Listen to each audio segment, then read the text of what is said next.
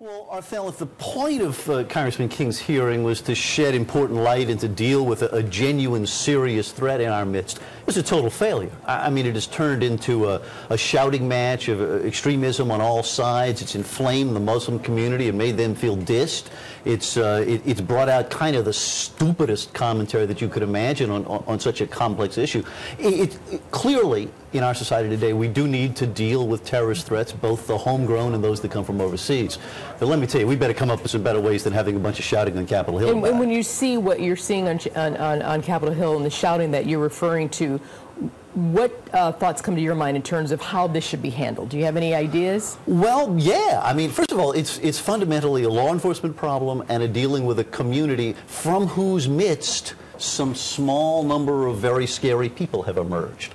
And so the key point, it seems to me, is that we need, and I'll keep coming back to this, we need the help of loyal, patriotic, decent Muslims. And the worst way to get that help is to make them feel scapegoated and turned into villains and broad-brushed as if their entire faith and community, millions of them, law-abiding, decent, good, God-fearing, nice Muslims in this country, are being targeted as semi-terrorists. And let me tell you, whatever Congressman King says, a lot of people in the Islamic community feel that way, and that doesn't help us.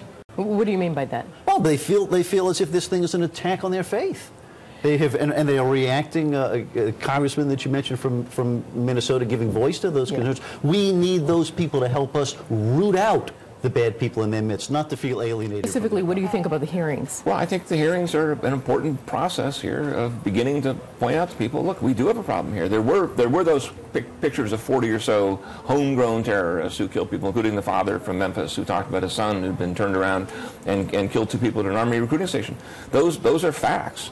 We can argue about what to do about it, but we can't argue the facts. And if this administration and this Homeland Security Department won't close the border and won't deal effectively with this and won't take a look at immigration, then anything that Peter King or anybody else can do to raise attention to the issue is valuable. And what do you say to those who say that these hearings will only incite those who are already radicalized, and this will be propaganda for them? I think that goes against the grain of everything that nations have learned about patriotism and loyalty and Homeland Security. I think that the idea that you have a problem, let it fester, as opposed to solve it. The British have tried that. The British tried to let the Muslims have their own community in England, and then they got the subway bomber of 6 years ago now, the 7/7 bomber, that killed 55 people on buses and trains in London. We don't want that here. Well, it was come close. Only thanks to the incompetence of that guy at Times Square last year did it not happen in the U.S. Well, this is, I mean, I write for Newsday. Peter King's our local guy. I mean, he's getting lots of mileage out of it. This isn't a bold, when you say he's getting mileage out of this, what do you mean by that? Well, there's clearly an audience for going in and beating up on Muslims. I mean, there's a lot of people who like the way that sounds. And you think that that's what Peter King is doing, going in and beating up on Muslims? I think that what he has done is to merge together a number of feelings, one of which is perfectly legitimate, a law enforcement issue protecting our society from a genuine internal threat, totally appropriate, but also wrapping it up in a big, broad package that does cast terrible, terrible light on a group of law-abiding Americans. And what's your evidence that he did it, that he wrapped it up in that package? Well, the way the hearings were articulated, that it was described as the issues in the Muslim community and the radicalization of Muslims. You would never, and Peter King would never, in terms of Irish Americans, a term that is very close to his people and his constituents. And we know how supportive he's been of groups connected to the IRA, right? He doesn't seem to, that doesn't seem to bother him too much. IRA never attacked America. I still don't think we ought to be encouraging them, do you? Well, it was a long time ago, but what we do know is that in Peter King's district, probably 300 or 400 people were killed on 9/11, and that means something. Absolutely. And we find out little bits of evidence that, again, that I don't in any way make the Obama administration entirely responsible for this. We just found out recently in the WikiLeaks that there were people who were observing the World Trade Center who were thought to be part of the conspiracy now, who then got on a plane back to Qatar and disappeared. Mm-hmm. That was under Bush. I mean, I think there's so much PC and ineffective law enforcement woven into the fabric of the way that the federal government in particular approaches Homeland Security. I think we need more information, not less, on how various people are or are not dealing with this. No, I mean, listen, we certainly agree there's a ton of wasted money and ineffective law enforcement and even a lot of stuff that has turned out to be very counterproductive. in our foreign policy especially.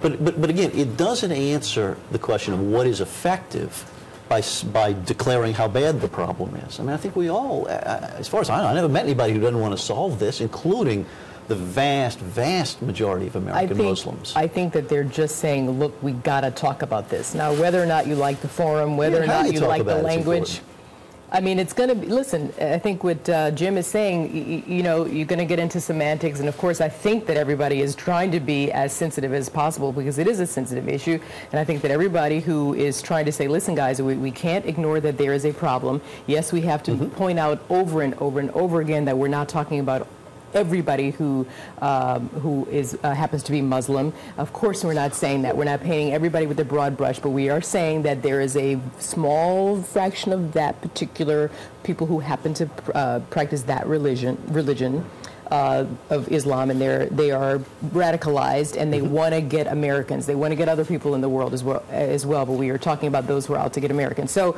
you kind of can't have it both ways. No, but so, all granted. So why do you guys think every major religious group in Peter King's district, Muslim groups, Catholic groups, Christian groups, Jewish groups, and Islamic groups, unanimously, every single faith leader on Long Island came out and said, Congressman, do not do this.